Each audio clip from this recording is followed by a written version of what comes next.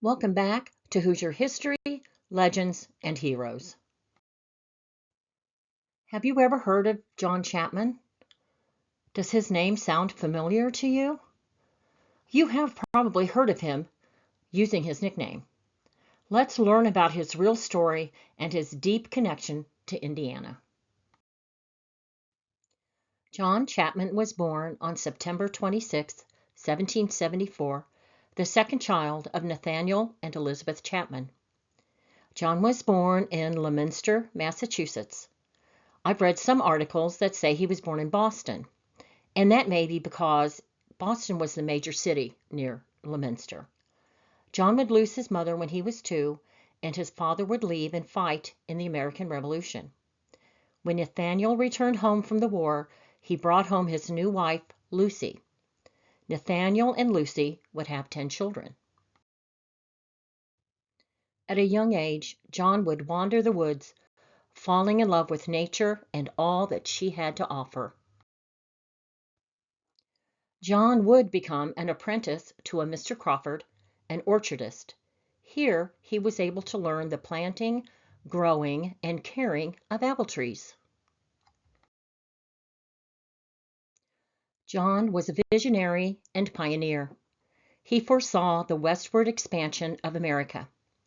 Knowing apple trees could be a major resource for the settlers moving west, he knew what he wanted to do. Leaving home with a plan, apple seeds, and his Bible, he was on his way to becoming an American legend. Heading out from northwestern Pennsylvania, John would venture into Ohio by 1801. It is said that his first orchard he planted in Ohio was on the farm of Isaac Stadden, located along Licking Creek. He would clear land near creeks and plant his apple seeds. Barriers were built around his newly planted seeds to keep them protected. Then he would walk another 20 miles until he found another spot that he was happy with, and he would plant, build barriers, and then move on. After all his seeds were planted, he would return to Pennsylvania and collect more apple seeds from the cider presses. Once his bags were full, he would head back west to start his planting once again and to check on the progress of his growing trees. Did you figure out who John Chapman was? At first, he was called Appleseed John, and this would become Johnny Appleseed. I would think almost all Americans have heard of Johnny Appleseed, but do they think he was a legend or a real person? Now you know that Johnny Appleseed was a real man, born in Massachusetts, headed into the western frontier not knowing he would become an American legend. What do you know about Johnny Appleseed? What do you think of when you hear his name?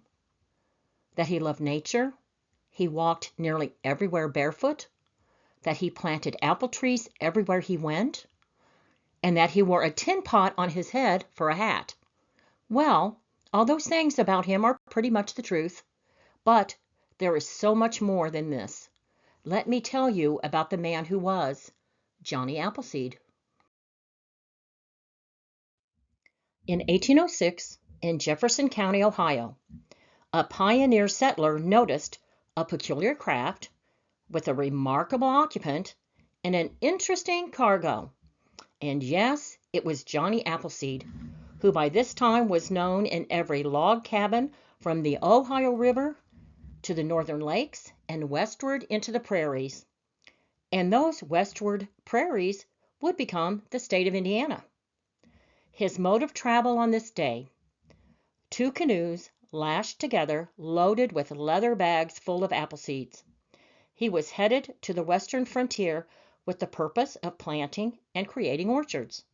It is said that this was the only time he journeyed in a canoe, and that all his journeys afterward were on foot. What was Johnny's relationship with the early settlers and with the distribution of his trees? The settlers looked forward to his visits. If a settler family asked him to come in and eat with them, before he ever agreed to this, he made sure that there was enough food for everyone. If he spent the night with the family, he would sleep on the floor in front of the fireplace. There were times he would lay on the floor and read to the family from the Bible. Now about his trees. If the settlers were poor, the trees were given to them. Other settlers, he would trade his trees for an item of clothing or some other item he could use. He also sold his trees. He charged 3 cents per tree if the settlers planted them, and if he planted them, the price was 6.5 cents per tree. Johnny loved all living creatures.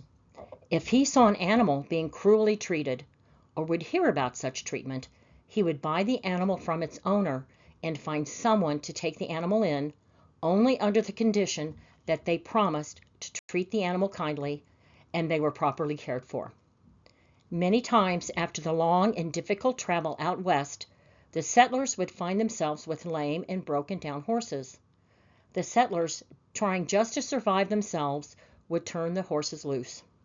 In the autumn, Johnny would search for these horses, and he would gather them together and would bargain for their food and shelter until the next spring, when he would lead them away to some pasture for the summer. If any would recover enough that they were capable of working, he would never sell them, but would lend or give them away with the stipulation that they be well treated. He showed his love for all things one night when he was sitting by his campfire. He noticed the wind blowing mosquitoes into the flames. This was something he was not happy about, and he put out his campfire. He slept that night without the warmth of his fire. All I can say is, those mosquitoes were lucky it was him and not me. He also told the story of when he was bitten by a snake, and he hit it with the heel of his scythe, and then he walked away. Later, when he went back, he found that the snake was dead. This upset him very deeply. The Native Americans considered Johnny Appleseed to be a sort of kindred spirit because of his love of nature and his respect for animals.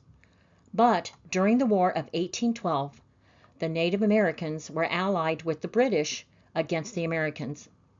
In a newspaper article from 1871, an elderly man would tell of his childhood memories of Johnny Appleseed saving the lives of his family and other settlers.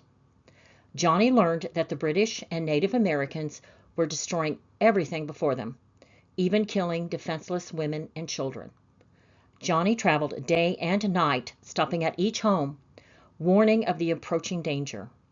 The old man said that he could feel even then the thrill that was caused by this prophetic announcement of the wild-looking herald of danger, who aroused the family on a bright moonlit midnight with his piercing voice. Refusing all offers of food and denying himself a moment's rest, he traversed the border day and night until he had warned every settler of the approaching danger. It is said that he was a small, wiry man, full of restless activity. He had long dark hair, a scanty beard that was never shaved, and keen black eyes that sparkled with a peculiar brightness. His dress was of the oddest description. Generally, even in the coldest weather, he went barefoot, but sometimes for his long journeys he would make himself a rude pair of sandals. At other times he would wear any cast-off foot covering. He could be seen with a boot on one foot and a moccasin on the other.